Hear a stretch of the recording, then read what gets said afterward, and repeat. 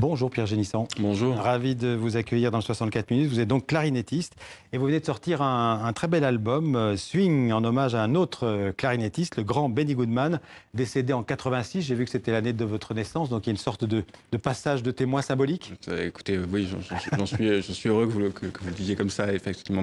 Qu'est-ce qu'il représente pour vous, Benny Goodman ?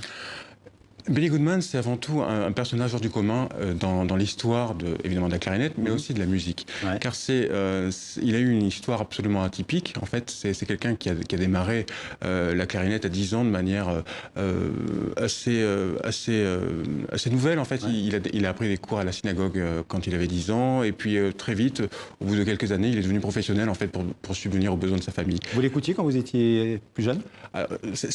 Évidemment, ça fait partie des personnages mythiques en fait de l'instrument et que forcément en fait on connaît et on apprend à découvrir très vite en fait dans notre éducation. Alors vous l'avez dit, Benny Goodman, c'est sans doute le clarinettiste américain du XXe siècle. Il a très souvent joué Sing Sing Sing de Louis Prima et on va vous écouter rendre hommage à Benny Goodman et aussi à Louis Prima dans cet extrait.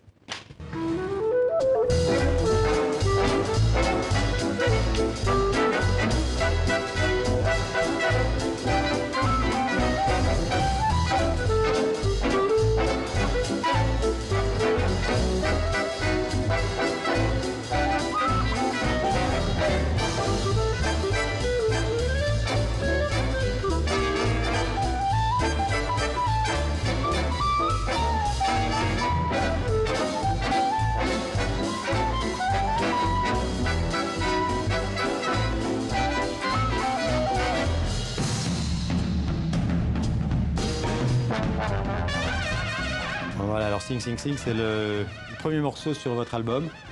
Ça, c'est vraiment le swing, c'est le jazz dans toute sa... Je pense que s'il y avait une pièce à retenir de Benny Goodman, je pense que ce serait celle-là. Pourquoi ? Parce que c'est une pièce qui est endiablée, qui démarre avec un rythme tribal et puis qui s'enflamme du début à la fin. Voilà, c'est quelque chose moi qui me donne une énergie dévorante et ça me donne le sourire et ça donne la joie de vivre en fait. Et c'est vraiment quelque chose moi que je trouve vraiment passionnant dans la musique de Goodman, c'est le bonheur et la joie que ça provoque. Ouais. Alors Benny Goodman, c'est beaucoup de jazz, mais pas seulement. C'est aussi un clarinettiste de classique, de ce qu'on appelait la musique savante. C'est quelqu'un qui, encore une fois, comme je le disais, qui avait un parcours atypique et qui a été le premier à faire le lien entre des mondes en fait, qui étaient relativement irréconciliables, qui étaient le jazz et le classique.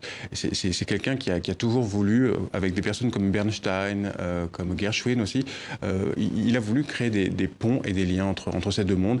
Et c'est pour ça qu'il, quand il est devenu une énorme star, il a... Dans les années quoi, 40, 50 hein, Dans les années 40, oui, c'est ça. Il a eu justement, c'est quand même pas banal pour un clarinettiste en fait de pouvoir commander des pièces à des sommets, des chefs-d'œuvre à des gens comme Bernstein, comme Copland. On va l'écouter Copland dans un instant. Ouais. Voilà. Alors justement, ce mélange dont vous venez de parler, on le retrouve sur votre album évidemment. C'est exactement ça que j'ai voulu donner. Ouais. C'est à la fois le lien évidemment avec le swing et le jazz qui est évidemment la qualité première de Benny Goodman, mais aussi le pont et la transmission entre deux mondes et deux cultures qui ne se rejoignent pas normalement. Alors on va vous écouter aussi dans un court extrait donc, de ce célèbre concerto pour clarinette d'Aaron Copland, créé par Goodman d'ailleurs je pense en 1950. On écoute.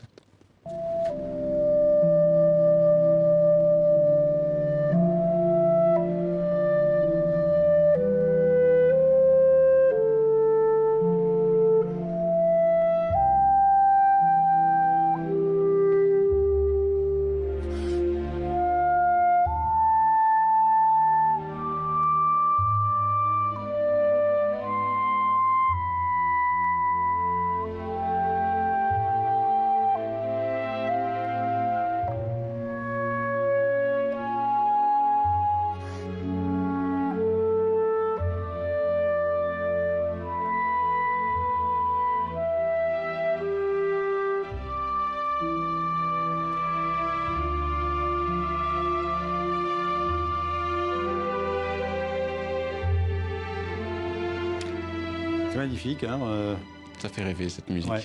Et on a vu les musiciens avec vous, c'est les musiciens du BBC. Concert Orchestra. Voilà. Un mot sur ces musiciens, j'imagine un plaisir de jouer avec eux. C'est évidemment un plaisir et pour moi ça a été relativement évident que je voulais travailler avec un orchestre qui avait cette capacité, cette faculté justement à associer les deux mondes qui étaient le jazz et le classique également. Et donc pour ça il y avait un orchestre qui m'est venu très vite, c'est le BBC Concert Orchestra qui est l'orchestre pop en fait de la BBC et qui est autant à l'aise, aussi à l'aise dans des concertos vraiment très très virtuoses et qui demandent beaucoup de virtuosité de la part des cordes et en même temps qui sont extrêmement libres dans des chorus de jazz bouleversants. Benny Goodman, il est passé du jazz au classique. Vous, c'est un peu le chemin inverse que vous avez fait. J'ai voulu rendre justement cet hommage-là, c'est faire l'autre part de chemin, justement, aller à sa rencontre. Vous êtes venu du classique et voilà. Je suis évidemment musicien classique et ça, il n'y a pas de doute et j'en suis très heureux. Mais j'aime bien sortir de ma zone de confort. Et je pense que c'est ce qu'on devrait tous faire d'ailleurs. Et c'est vraiment ça que j'ai voulu faire, c'est récupérer en fait cet héritage, en fait, d'aller découvrir et d'aller rechercher quelque chose d'autre. Pourquoi, quand on est enfant ou adolescent, on choisit de devenir clarinettiste? C'est pas banal. C'est pas banal. J'ai commencé par le piano au tout départ, et puis j'avais déjà une sœur pianiste, et puis c'était quand même. Vous n'avez dit pas de pianiste dans la maison? C'est un peu ce qu'on m'a dit, ouais. Et donc du coup, naturellement, je suis allé au conservatoire de ma ville natale, Marseille. Marseille, et puis j'ai découvert un peu comme ça cet instrument que j'ai trouvé extrêmement chaleureux, rond, joyeux et très doux. Vraiment. Et ça correspondait bien à ma personnalité du moment. Quels sont vos maîtres, vos professeurs, ceux qui vous ont appris le musicien que vous êtes devenu aujourd'hui? Alors j'en ai quelques-uns, mais je pense que la personne qui vraiment reste et qui est vraiment très marquante dans mon cursus, c'est évidemment Michel Arignon, qui était mon professeur au Conservatoire de Paris, qui m'a évidemment appris l'essentiel, qui m'a fait vraiment découvrir l'essentiel de la philosophie de la clarinette. Pierre Génisson, quand vous ne jouez pas, qu'est-ce que vous écoutez? Qu'est-ce que vous aimez écouter comme musique? De la pop, du jazz, beaucoup de classiques aussi, évidemment. Enfin, de tout, je suis curieux, en fait. J'aime même de l'électro. Enfin, je suis vraiment curieux. Très éclectique. Oui, j'aime découvrir ce que. Il y en a un mot, quelle est la musique que vous aimez, que vous préférez jouer? C'est le jazz?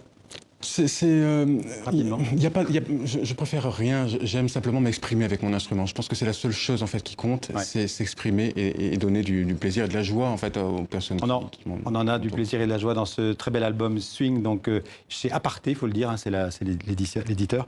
Et puis vous serez samedi prochain, le 7 mars, à la Scène Musicale. Après, il y aura Val d'Isère, Rennes, Carantec et le 31 mars à Marseille. Exactement. Voilà. Merci beaucoup. Merci à vous. Merci d'être venu parler musique dans le 64.